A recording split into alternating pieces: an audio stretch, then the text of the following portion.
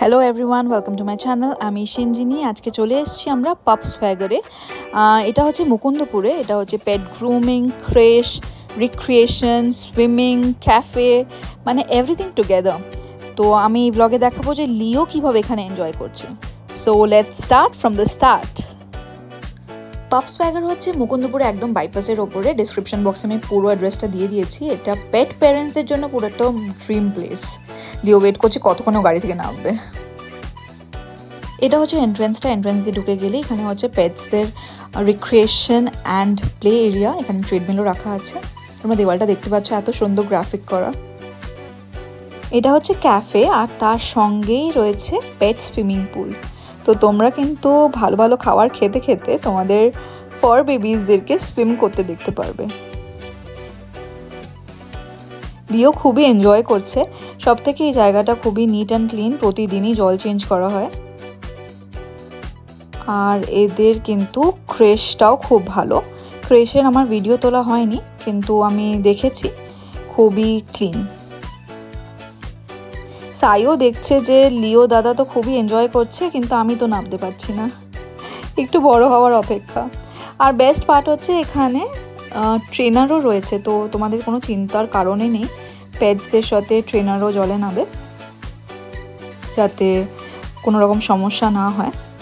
লিওর তো কাউকে দরকার পড়ে না। লিও হচ্ছে খুবই ডেয়ারিং। ও ছোটোবেলা থেকেই জল প্রচণ্ড পছন্দ করে, তাই লিটারেলি ও তো জলে নামলেই পুরো একদম মানে পাগলই হয়ে যায় লিটারেলি। যেহেতু এটা আমাদের বাড়ির একদম কাছে, আমরা তো মনে হচ্ছে প্রতি সপ্তাহে একবার করে আসতে হবে। খুশিটা দেখো।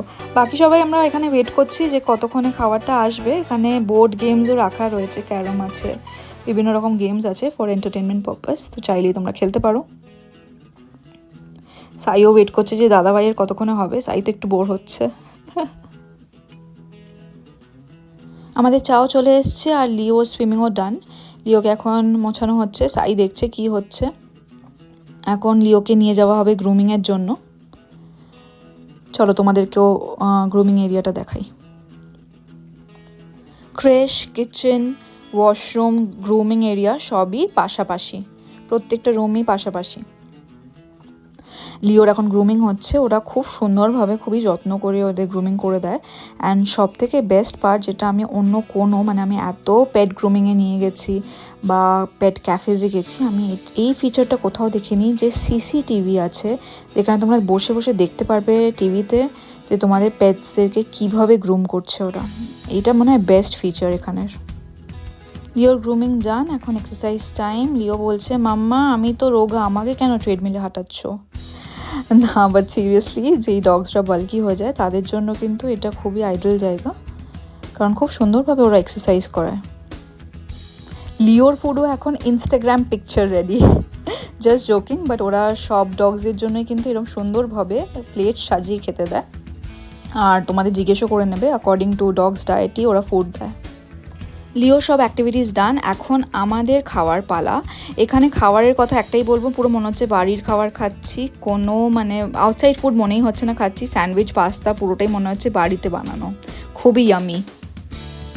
লিওর দিনটা কিন্তু আজকে খুবই ভালো গেল, আমাদের ওভারঅল এক্সপিরিয়েন্স খুবই ভালো। তাই তোমাদেরকেও বলবো তোমরা চটপট স্লট বুক করো আর চলে আসো পাপস ওয়াগরে। আজকে এখানেই শেষ করছি, টাটা।